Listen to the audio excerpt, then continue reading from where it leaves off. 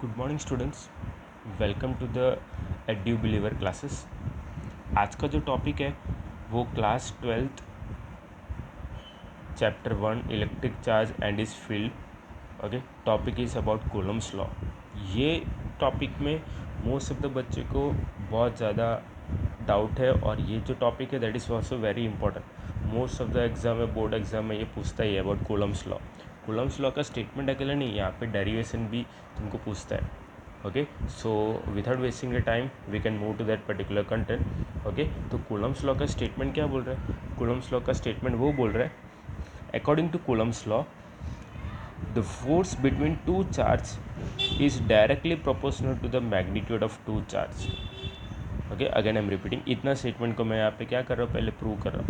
Okay, according to Coulomb's law, the force between the force between two charge is directly proportional to the magnitude of two charge. That means what? Imagine करो यहाँ पे मैंने दो charge लिया हुआ। Okay, थोड़ा उसको मैं ओके, यहाँ पे क्या बोल रहा है? There are two charges are over there. Remind करो। ओके, यहाँ पे एक पॉजिटिव चार्जेस है, यहाँ पे मैंने एक पॉजिटिव चार्ज रखा हुआ है और यहाँ पे मैंने एक नेगेटिव चार्ज रखा हुआ है। ओके, देखो, according to Coulomb's law, the force between two charge is directly proportional to the magnitude of charge. Means इन दोनों के बीच में, ओके, पॉजिटिव चार्ज और नेगेटिव चार्ज के बीच में क्या हो रहा है? एक फोर्स अप्लाई हो रहा है। ओके, वी ऑलरेडी नो कि there are different charges. Okay, positive negative charge, opposite charges, what happen? Opposite charges attract together. तो इन दोनों के बीच में क्या हो रहा है? एक अट्रैक्शन फोर्स लग रहा है, बट वो कैसा लग रहा है? Directly proportional. Means what? मैं यहाँ पे लिख सकता हूँ, we can write like this way, force is directly proportional to what? Okay, ये चार्ज को मैं नाम दे रहा हूँ Q1 और ये चार्ज को मैं नाम दे रहा हूँ Q2। ओके, तो यहाँ पे मैं लिख सकता हूँ कि force is directly proportional to Q1 into Q2। Am I right और रॉन्ग? है ना? यहाँ पे स्टेटमेंट में वही बोला है ना, the force between two charge is directly proportional to the magnitude of two charge.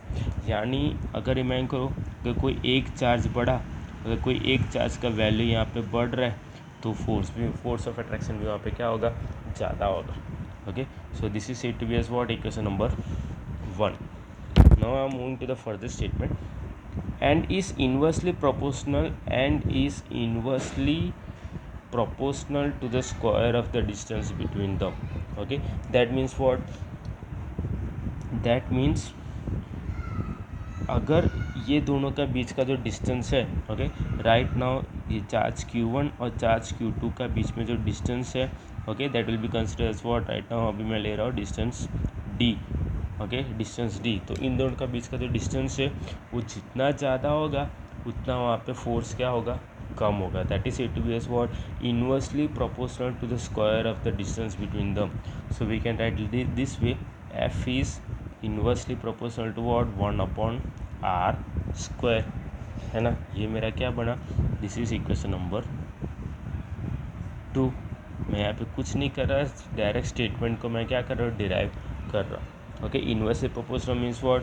अगर distance, if the distance will be more, okay, if the distance will be more then force of attraction will also be less over there. अगर distance बढ़ा तो force कम, अगर distance कम तो force ज़्यादा।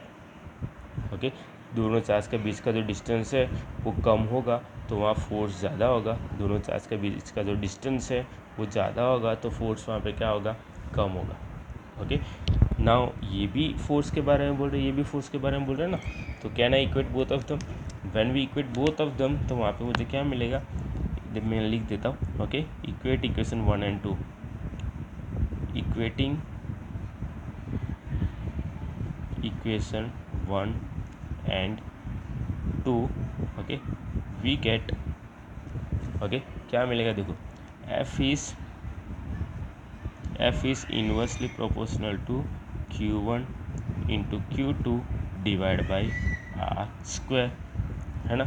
Now ये मेरा क्या बना? ये मेरा इक्वेशन नंबर 3। दोनों को मैंने क्या कर दिया? कंबाइन कर दिया, both are force. Okay, this is equation number 3। Now to remove, okay, अब हमको क्या करना है? ये प्रोपोर्शनलिटी हटाना है, तो there is one constant value हम लेते हैं to remove the proportionality.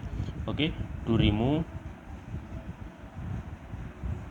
to remove proportionality we have to take one constant value. Okay, that constant value should be what? Constant value को हम क्या लेंगे? Constant value should be taken as k. Okay, k यानी यहाँ पे क्या हुआ? k is said to be as what? K is said to be as electrostatic force. Okay, k यानी क्या हुआ? Electrostatic force. ओके, के मीन्स व्हाट? Electrostatic force. अब आगे मैं उसको प्रूव करूँ, तो जैसे मैं आगे प्रूव करूँगा तो देखो क्या मिलेगा. F is proportional to, okay, F is equal to, okay, constant value K, okay, K into Q1 into Q2 divide by what? Are square.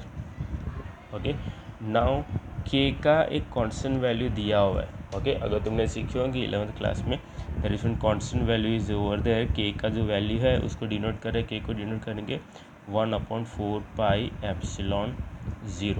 Okay, epsilon 0 इसका जो वैल्यू है that is 9 into 10⁹ newton metre square upon coulomb square. Okay, now what is mean by this? Okay, epsilon 0 is said to be as what? Permittivity.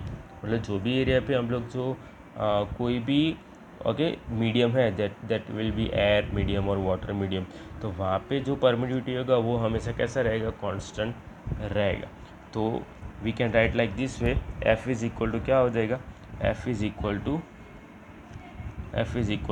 1/4 pi epsilon 0 into Q1 into Q2 divide by what? Are square. Okay, F is equal to Q1 Q2 divide by r square. Okay, so देखो हमको मिल गया ना. तो this is what? This is the formula of what? Coulomb's law.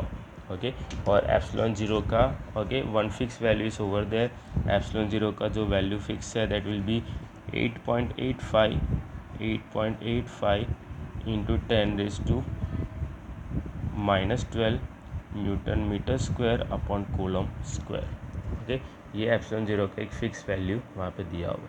So in this way you have to derive the Coulomb's law. बहुत ही easy है. Okay, एक बार बहुत ही ईजी है, तुम लोग एक बार जस्ट ट्राई करें. खाली स्टेटमेंट याद रखोगे तो देखो ये स्टेटमेंट है ना, हम सेम अगर तुम लोग देखोगे ना तो ये gravitational universal law of gravitation ना वही सेम स्टेटमेंट है.